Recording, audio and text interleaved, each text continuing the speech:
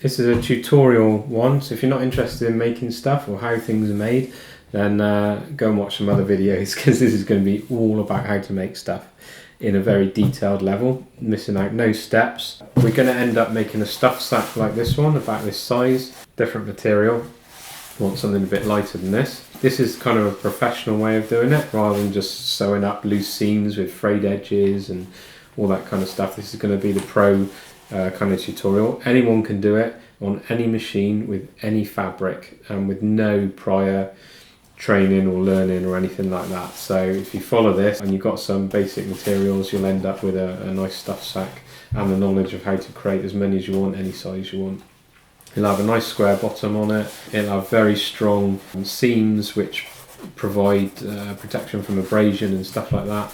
You have a lovely neat rolled edge around the top. I'll show you how to do this. This is my own design. It's the best way of doing cords, I think, without having to put holes in it and frayed edges and all that kind of stuff that you see on other commercial and rubbish stuff sacks. This is the best way to do it, and it is just a great design, really. So yeah, we're going to make one of these and I'll show you everything you need to do to do it. So obviously you need a sewing machine. Doesn't matter what you've got, whether it's one from a shop, a very cheap one, or whether you've gone out and bought a second-hand one, an old-fashioned one, or somebody's got one in a loft, a really old one. That's fine. It'll all work for this. There's no heavy-duty aspects to this. There's no special things you need for this, so just basic. So first thing you need is fabric. I'll put some links down below so you know exactly where to get the best deals from and the best type of fabric. I've got two types of fabric here. Both of these are ripstop nylon, because that's what I want to work with today, because there's particular things with ripstop nylon you have to know. So I was going to show that as part of the video, but you don't have to use nylon. If you've got an old sheet, use the cotton from the sheet, cut it up and use that. Makes very good stuff sacks and reuses the old sheet, so this is a great way of doing reuse. Anywhere you see fabric being thrown out, don't throw it out, whether it's t-shirts if you want stretchy bags, or cotton especially is very good, or polycotton's great, and you can wash it and stuff as well, so that's quite handy. But yeah, anything being thrown out now, keep. Bed linen's very good for it, pillowcases, all that kind of stuff. So just keep it all and use it to practice on and make stuff with. So this stuff's really cheap. This stuff here I think is £1.99 a metre, so £2 a metre. Super cheap. It's a very nice quality, very high quality polyester, ripstop nylon, lots of different colours. It's 60 grams per square metre, so it's very light, it's pretty lightweight. It's not waterproof, it's breathable. It feels like it's got a bit of a DWR coating on it, so it keeps showers off and stuff, but it's not watertight. But for this kind of thing, it's perfect. So it's nice and strong. If you get something ultra light to start with, you will have problems. If you have sil nylon to start with, you'll also have a lot of problems. It's better to learn all the techniques first and then move on to the more difficult fabrics later, with everything sliding around. So this is perfect to practice on. Polyester doesn't stretch when it gets wet, and it's got a nice rigidity to it. This is a little bit lighter fabric from the same place. This is, I think it's £3.50 a metre. Again, quite light, very strong. Got the camo pattern if you like camo stuff. Obviously you can make it to your custom size and things like that. So what I'm probably going to do is use the purple one with a white thread, just so you can see easily what I'm doing and how it works. So first thing we've got to do is cut the fabric, and there's a lot to that, which we'll use in all projects. So I'll go through all the details of that. I'll bring you back when I'm all set up. The first thing you need is to cut the fabric, and to that you need a few things. You can use just a normal ruler, some sort of marking pen, and a pair of scissors, so you can do that. Or you can do it this way, which I find a lot easier, but you have to buy a few things to do it. So first thing I use quite a lot is a rotary cutter. Works really well with nylon, sil nylon and all that kind of stuff. And I just love it. It's just so much quicker and easier. Another thing you need is a good ruler. So you can use flexible rulers and pull out tapes for DIY, things like that. But if you have a metre long metal ruler, this is really handy and save you a lot of time and effort and energy. And you need some weights. So you can use rocks, you can use People use just jars, tins, tins of food, whatever, or some weights from the scales or something like that. That will make your life a lot easier. There's one last thing you need, is the some sort of cutting surface. So I've got a piece of hardboard that I use, and then one of these cutting mats, self-healing cutting mats, and they're really, really good, especially with the markings in centimetres or inches on. It just saves you a lot of time lining up. You don't have to measure stuff, you can just line it up with lines, cut it, and it's done. So this saves you loads and loads of time. I really recommend it. And yeah, that's the basic things you need. So next thing you need is fabric. So you've got your fabric, whatever it is, cotton or whatever, it doesn't matter. And the first thing you need to do is lay it out. Now normally I would iron the fabric so it's nice and flat. If it's cotton, it's very easy. Just get your normal iron and just iron it flat, because when you've got creases in, the dimensions change, and dimensions are critically important when you're sewing, down to a few millimetres. If you don't get things right, then things don't turn out very well. Not professional. So when it's nylon, this is quite difficult to iron. If you put an iron on nylon, it'll melt. So what I tend to do is use an iron either on a nylon setting or a cotton setting, and put a thick layer of cotton on top and then iron on top of that, and then I don't have any problems. So if you need it flat, that's a good way of doing it. Another thing on the fabric you need to know is a little bit about how fabric's made. So it's made on a loom and woven on these woven fabrics. So the edge of all fabrics, they've got this bit here, which is a funny kind of bonded edge, and it's called a selvage. You don't use this, you normally cut it off because it's got holes in, and this is where it's been held on the loom, so that has to come off. All woven fabric has got some properties on how it stretches, so normally you can't stretch it. Still, ripstop nylon, you can't stretch along the ripstops if you look carefully, but on a diagonal it will stretch quite a lot. So what you need to do is cut the fabric where you want the strength and where you want the stretch. So on a stuff bag, doesn't matter. I tend to have the grid stop going vertically on the stuff bag, so you can stuff things down in there quite hard and it's got all the strength in that direction. But like on a pair of gloves that I'm making, you'd have to put the diagonals on the bits between your fingers, because you need stretch there, and you need stretch across your knuckles, so I'd use it on the diagonal there to get the stretch there. So that's just something about the fabric. I'll lay this out and show you how I cut it to sort things out.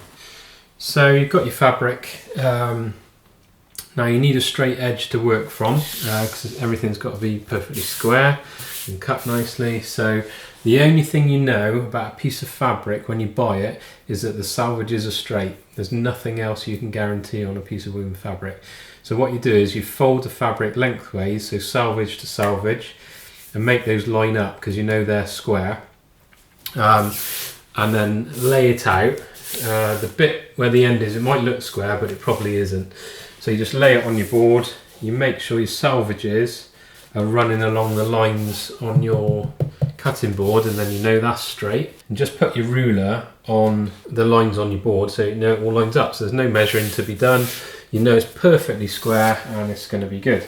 The reason you fold it in half is because you can't get the whole piece on one board, and this is a way of getting it on one board. Now you use your weights, put the weights on the bit that you're not cutting, and that'll just hold it still, stops it moving around. And this stuff really does move around a lot, so that's a good tip. Now when you're cutting it, especially if you're using one of these, you have to cut quite a lot of pressure. That's why I'm working on the floor and not on the table. And you need to keep everything still while you're doing it. So two options. One, you can put little clips on the ruler and your cutting board to stop it moving, but what I tend to do now is just put my knee on the bottom of the ruler to stop it moving, and then just run down the cutter. Before every job I put a new wheel in the cutter. They do blunt quite quickly, so just make your life easier and keep it all sharp and new, and everything will go well and you won't end up with crazy fraying edges and things like that. So now you've got a piece of fabric where the two sides are square and the end is perfectly square. So that's good.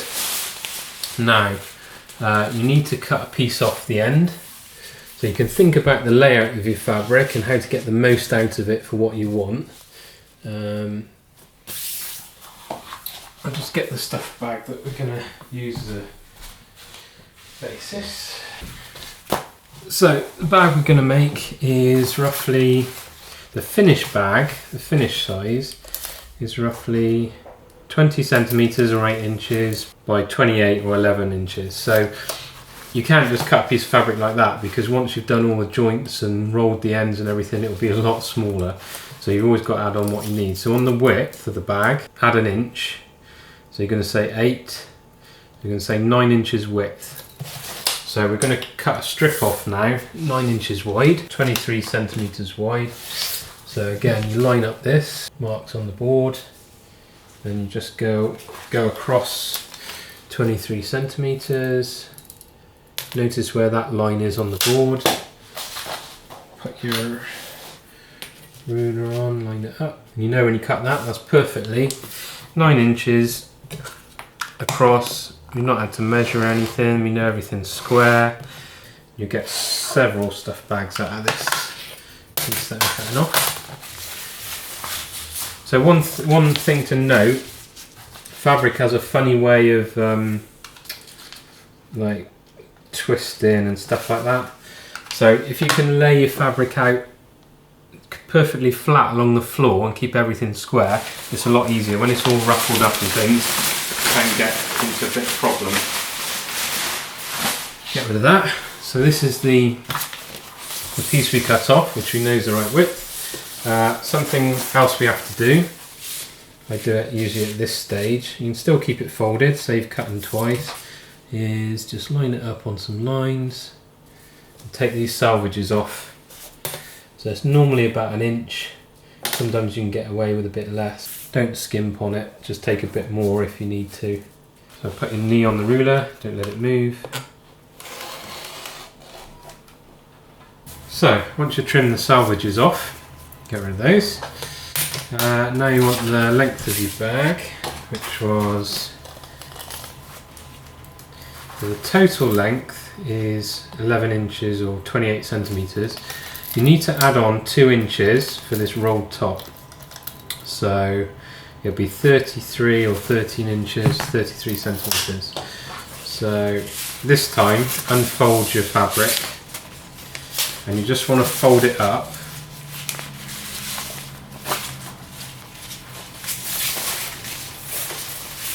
Just want to fold it up till you get your 13 inches, so I just mess around a bit. There we go, about there. You see I'm eyeing this, so it does make a difference on when you do stuff.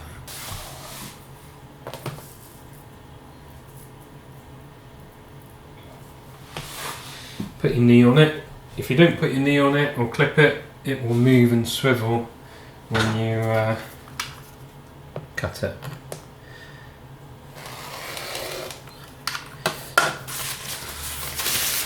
Get rid of that.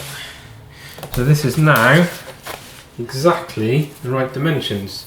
Without a lot of measuring, just using the lines on the board, you can see roughly how big it's going to be. This is going to be rolled down, so it can be a bit shorter, and these sides will have seams, so they'll be a bit narrower. So that's your piece of fabric.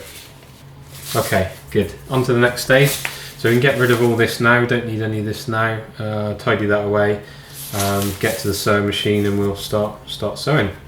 So this is a bit complicated now because I'm filming on 2 cameras, one for a close-up and one for me. I'm not sure how this is going to work, but we'll see. I've never done this before. So you've got your machine set up. What I suggest is there's a set of needles called Microtex, and size 80 is what you want to start with. You can go a lot less or a lot higher, but you will have problems, guaranteed, if you haven't done it before. So 8 is a good size to start with. If you just got a universal needle with your machine, that's fine, don't worry about it. But this is not going to make any difference. Size 80 if you can find it, or higher, but don't go lower because you'll get thread jamming and all sorts of problems if you're not used to it. Everybody's got a different way of doing it. This is how I do it. I know it works for me. You may have a different way to do it that works for you. So size 80, universal or microtex if you can get them, really good. So you've got your fabric. So first thing to do is fold it in half. So you may find, like me, it doesn't quite line up, which is okay. That means something moved when we did it, but it doesn't make any difference at all. So just line it up. What should I do? I can always trim it later. So line one edge up. There's no front and back to this, so it doesn't make any difference. But if there's a front and back, you've got to start with the inside out to start with, because you're going to flip it around. So just bear that in mind. And you're going to put it in. And for the first sewing line, try and match your thread with your fabric. I'm only doing this so you can see it a bit better. But for your sewing line, you're going to do maybe, well, let's measure it. I just do it by eye now. This is a seam guide, sewing guide, where it's easy to measure seam distance. So these are quite handy, really cheap. Be worth getting if you can find it. So at the moment I'm doing a seam which is 4 millimeters from the edge. What I do is I put it in to the right depth, then you look where the edge of the fabric hits something on here or on your foot, and just keep going all the way. So hold this edge up with both hands, or with both fingers, so it doesn't move. And on here what I'm doing is I'm rolling it backwards and forwards all the time. Well, not all the time, but if this edge doesn't line up, if you've got it's slipping underneath each other, just use this to adjust it, to keep that edge always lined up. You can use like clips on here to hold it still. Don't use pins, because if you've got waterproof fabric that'll ruin it. So use clips, bulldog clips, little tiny ones, or I just hold it now, it's easier. So the biggest mistake people do when they first start out is not holding these back threads. Pretty much guarantee if you don't put any pressure and hold the back threads on here, you will have loads of problems. You'll have thread balling up underneath the fabric. It's just going to go horribly wrong and you're going to get very frustrated. So always hold the threads, put a lot of pressure on those so they can't bulk up. Our stitch length fairly long for this, no zigzags, so just a straight stitch, and off we go. To do the start, I'm going to go down, backwards and down again. So that's just to lock the thread. You don't need to hold the threads anymore. Just got to make sure these are lined up, these edges.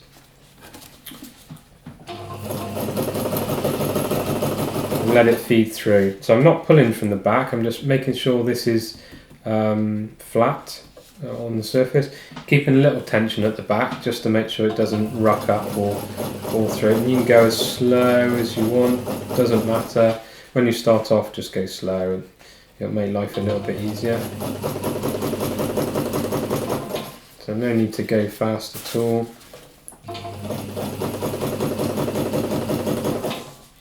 I suggest you start off with a big, fairly big stuff sack, because it's a lot easier to sew bigger ones than smaller ones. Once you've had a few goes, then go for a bit smaller. You get to the end, backwards, forwards. Now, see, this is jammed up. I think I know why, but we'll find out in a minute. So you just pull it up, lift your foot, always make sure the needle's at the very top of the stroke before you can pull it out. Pull it out. Now what's happened, I'm glad this has happened because you'll get it as well. Know how to deal with it. Need a little pair of scissors, cut it off. There's only one thread there, which means the thread underneath has run out halfway along the stitch. I'll show you what to do to rectify that, to sort it out.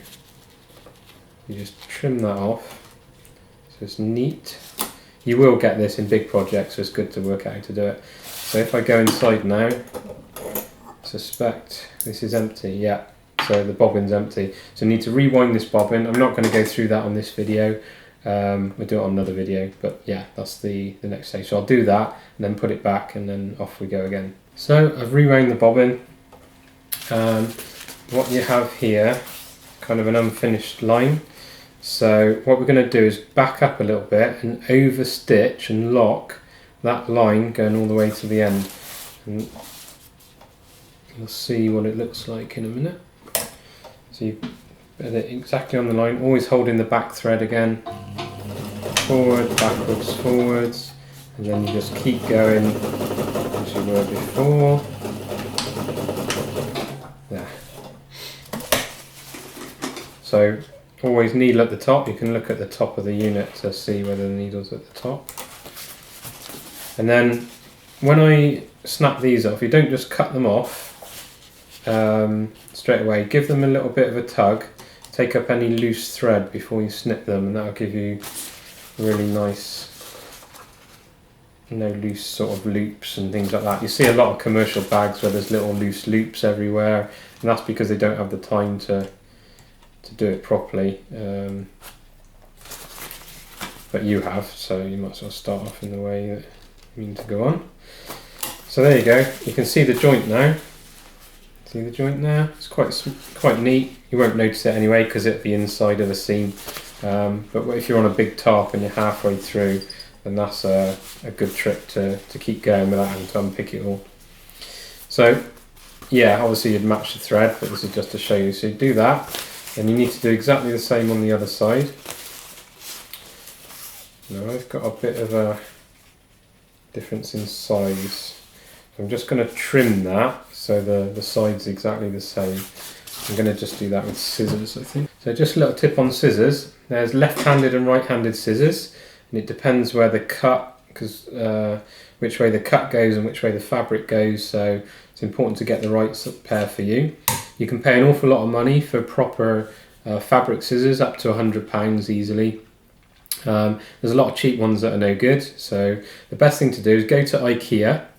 And in their fabric section, they've got these scissors. They're only about £5, and they're fantastic for cutting fabric, and especially cutting nylon and things. Because if you do have a really good pair of fabric scissors that you don't want to ruin, then you can use the IKEA ones on all your nylon and your webbing and all that kind of stuff, which blunts scissors pretty quickly because they're not really designed for these kind of fabrics. Just trim that off. So yeah, IKEA cheap scissors, very good. £5 a pair, and just replace them when they get blunt. I've got 3 pairs for different jobs, and they've not worn out on me yet, and I've been using them for a few years, so pretty good. Again, same this side. Always work from the top down, never work from the bottom up, because you want these top edges to be exactly right. If you work from the bottom up, sometimes the edges won't lie flat. Hold the back edge. Away we go.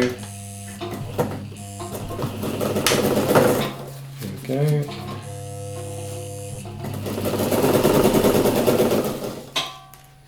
That's good. Just check your work as you go, in case there's any problems.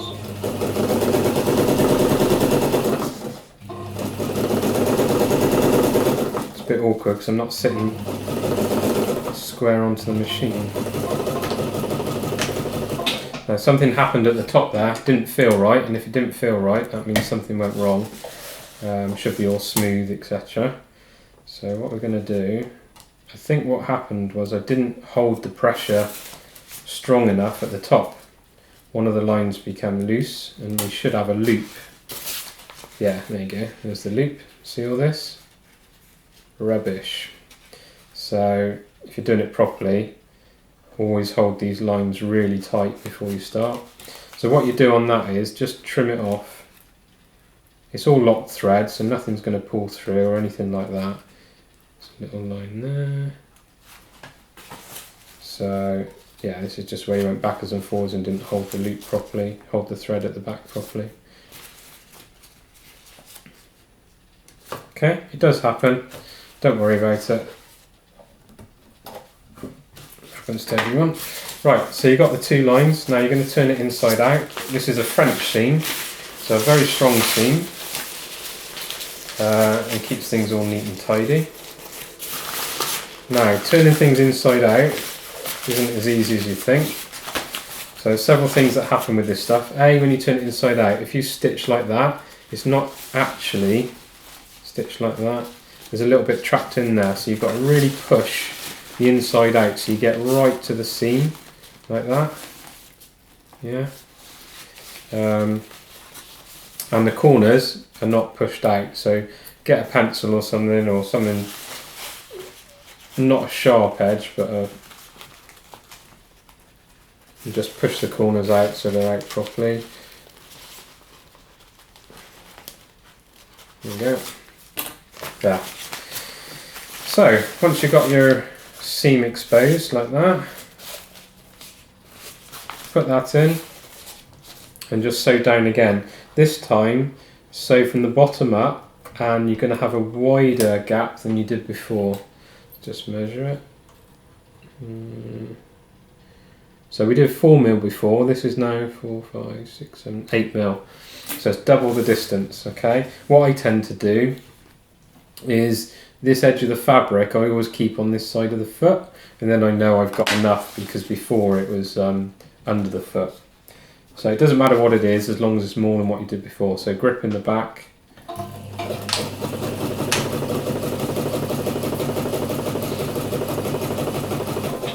Okay, whenever you mess around with the fabrics, you want to check something, always leave the needle in the fabric and then it can't move.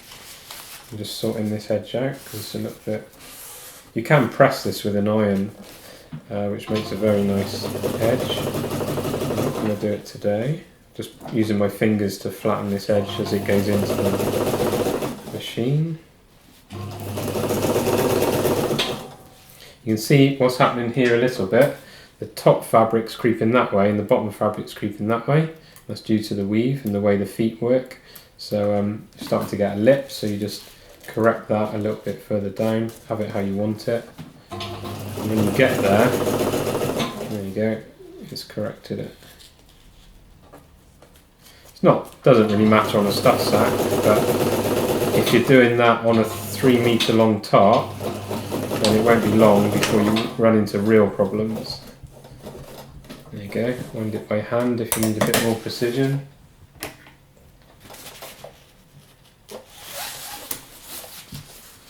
Good. So that's one side done. I'll just do the other side and then I'll bring you back and we can show you what happens at the top. So we've done both sides now. Looks quite smart, the white with the purple, so I might do some more of those. Now for this bit you need something to hold it. You can use pins, not a problem. I use these little things you can get from Poundland, the little bulldog clips, the smallest ones. They're really good, but you need something to hold it. So what you're going to do is you're going to fold this down twice. So you're going to fold it down once and then once again. So just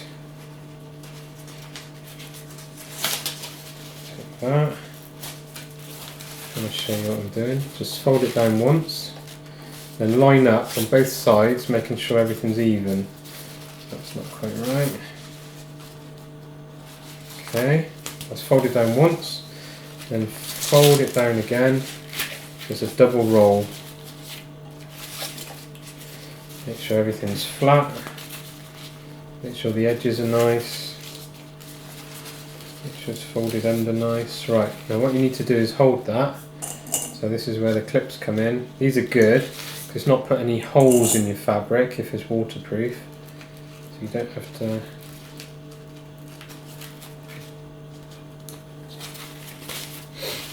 Don't have to worry about that. If it's cotton and stuff, doesn't matter anyway, you can use pins, it's just as easy. If you're using pins, always put them that way, 90 degrees to the way you're sewing, and then it's easy to pull out as you go through. If you put them that way, it's a nightmare to try and get them out as you're sewing. So.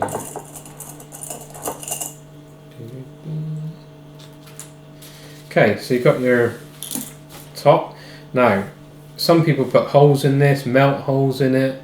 Some people do clever folding to try and get out, but the way I do it, there's no raw edges anywhere to fray or come undone, and it'll be a nice job. So what you do is you sew round here now in a circle, all round the top, but you leave a gap of about 1.5 inches somewhere. So you start off one edge, go all the way around and stop about 1.5 inches. So this time I'm going to put it on the seam. You can put it anywhere you like, but I just decided to put it on the seam. That's a bit tricky. You need to fold it so you just get one layer of fabric into the machine.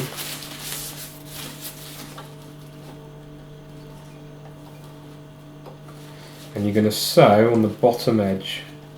And you're going to sew right on the bottom edge, so about 3 millimeters from the bottom edge. That's where you're sewing. So take your time, line it up. And underneath, always make sure that this other bit is out the way, so you only sew through one layer. Sew through 2 layers, then you've got a bit of an issue. You have to unpick it all. Right. And make sure this is all flat. You can go forwards and backwards, holding on to the back threads. Now, I did it double that time because this is where the pressure of the cord is, so I'll make that a bit stronger than normal. So always folding round, keeping the bottom bit out the way. Try not to get any creases in it. Doesn't matter if you do, but it's nicer if you don't. Take the clips out as you go. What you're aiming for is a nice line. Keep it in the needle in the fabric when you move. A nice line very close to this bottom edge.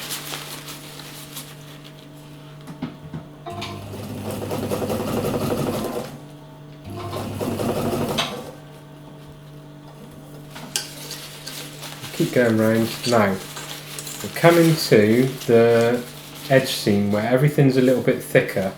So you normally have to help your machine through this, otherwise you can get stuck and you end up in a big mess. So what you do is you pull on the back edge, not a lot, but just enough to keep the pressure on as it goes through. There you go. Have a little bit of momentum and whiz through the seam, and it'll be nice, especially on a machine that's not as strong as this.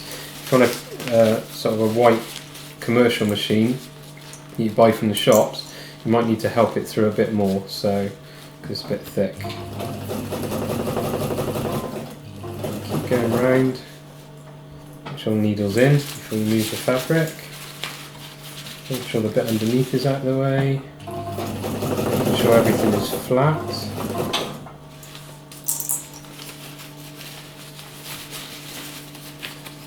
Going well.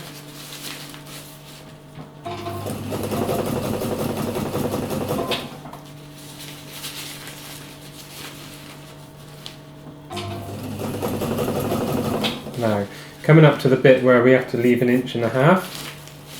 So I'm going to stop about there. So I'll go all the way to the point where I need to stop. There. There. Then go backwards, forwards, backwards, forwards. Lock it off and it's a nice strong lock. Again, pull both sides of the thread to take up any slack. Cut that. Cut that.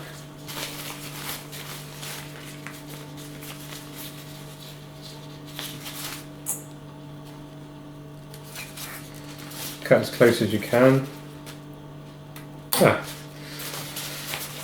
So stuffed bag's looking pretty good now. You got your top, you got your entrance and exit for the cord, which I'll show you how to do in a minute. There's a little trick to that to make it easy. You got your double rolled hem, which is nice and strong. No fraying is going to happen there. Now at the bottom of the bag, we've still got a square corners.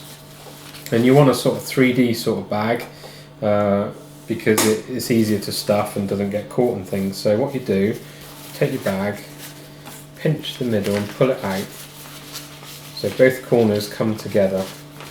Okay, like that. What you need to do, oh, no you don't, turn the whole bag inside out first.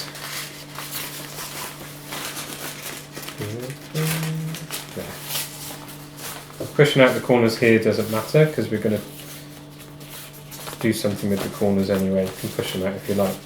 Then you pinch the bag, pull the bag in the middle, away from the seams, and make sure these corners come together. Now what you have to do, make sure when you do it, that that bit there and that bit there is at the same level, because that means it will be square, so that's not right. So that one needs to come out a little bit. There. There you go. Nice square corners.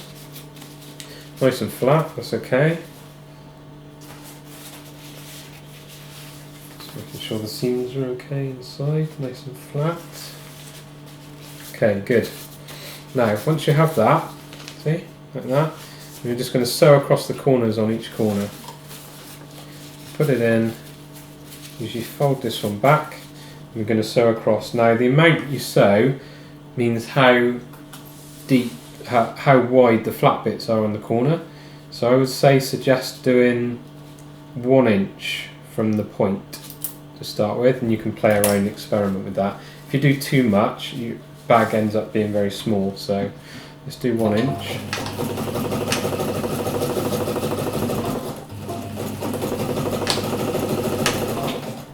Backwards and forwards. These are called box corners, if you didn't know. Again, pull, trim. So we do exactly the same on the other side.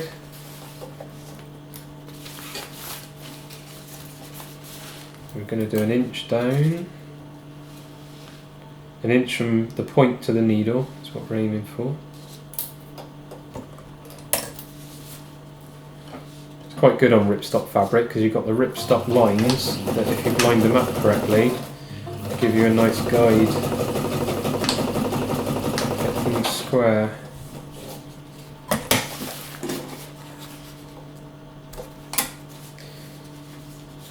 Now, some people cut these off. I don't recommend that at all, because you end up with an edge that needs to be hemmed or folded or something to get rid of it, and that ends up being thick. So all you need to do is push those inside the bag. So turn it the right way out again. You'll see that? You've got nice square corners now. So now you've got a kind of square bag with a round top. Okay. So the last thing to do is just put the cord in. So the best way to put the cord in, choose your cord. I'm going to go with green. This is cub cord, really good. I love this cord. It's light, strong, brilliant for guy lines and brilliant for this sort of thing.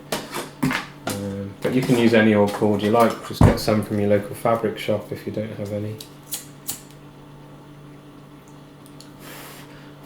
Melt the end of the cord, that's important for the next step.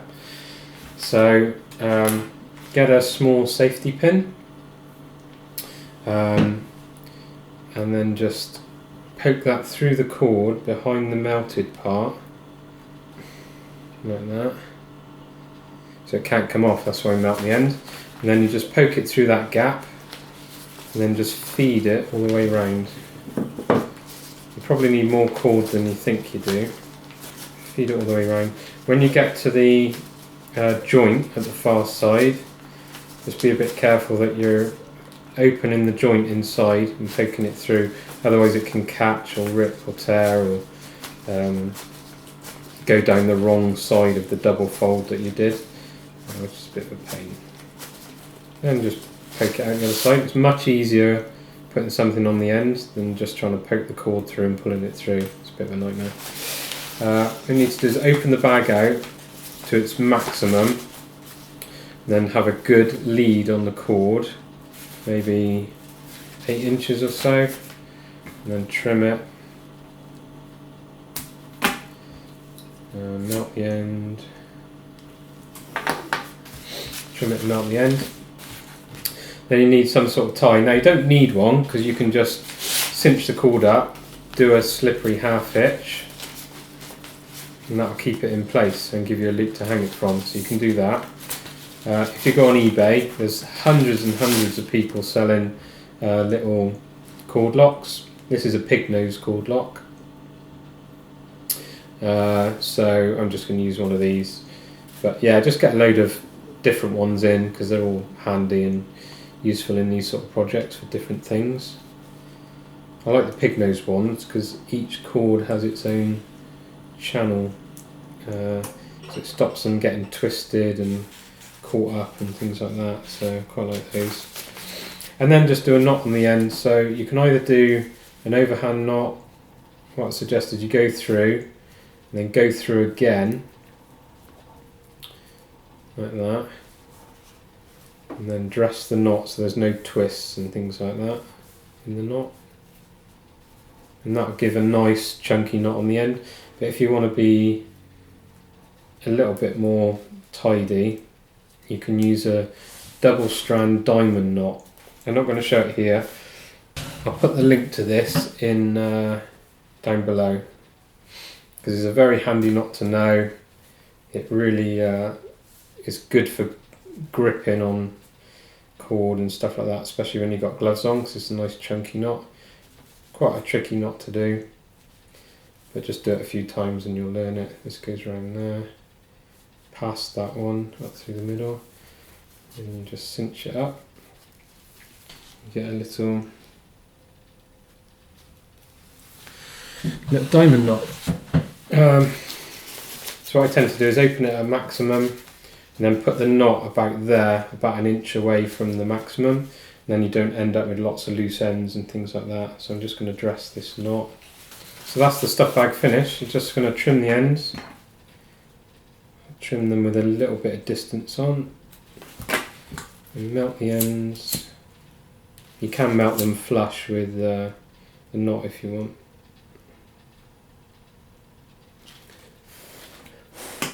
Good thing about cub cord is when you melt these, you don't get like black ends. It just melts the same colour as the cord, which means it's very good quality. There you go. Make sure you don't melt your bag, and that's it. Finished. So you've got your nice box square corners. You've got the top, which obviously cinch up. Very strong. It's actually holding quite a lot of air. So it's not watertight, but it's pretty waterproof by the looks of it. This is quite a big one. It's quite a big stuff sack, but we're going to weigh it just to see what it weighs. Because even though it's quite large, I think this will be quite light. Be quite nice. I'm just going to. What I do is I weigh things with a weight on, and then I can put the weight on the top, so it doesn't all unravel. So it's 12.8 grams, 12.7 grams, so pretty much 13 grams, which is a very lightweight. I like that a lot. I'll use that probably for my quilt cover. If you wanted extra strength, you can run another line of stitching in parallel to this one, around there, and that'll give it a bit of extra strength. And also, if you want to run a row of stitching without the cord in, if you want a row of stitching across the top, the cord then goes up to the stitching rather than the edge of the fabric. I do it sometimes, it's quite nice cosmetic wise, but it's not really necessary. So there you go. One complete stuff sack, homemade, DIY. No excuses now. Go and find a sewing machine from anywhere, second-hand shop or in a loft or anywhere like that. Get a bit of cotton or bedding, cut it up, and make yourself some stuff sacks, any size you want, to fit perfectly for your gear. This would make quite nice for your pot cover or something like that. It's quite a nice size for that, maybe a bit long. But yeah, anything like that is perfect. And once you get the hang of this, you can then take off and start doing tarps and things like that. It's a lot easier. So there you go. Hope you enjoyed the tutorial. Hope it all turns out with the cameras and things. I'm not so sure yet. And I'll see you on in the next video. Thanks for watching. Cheers.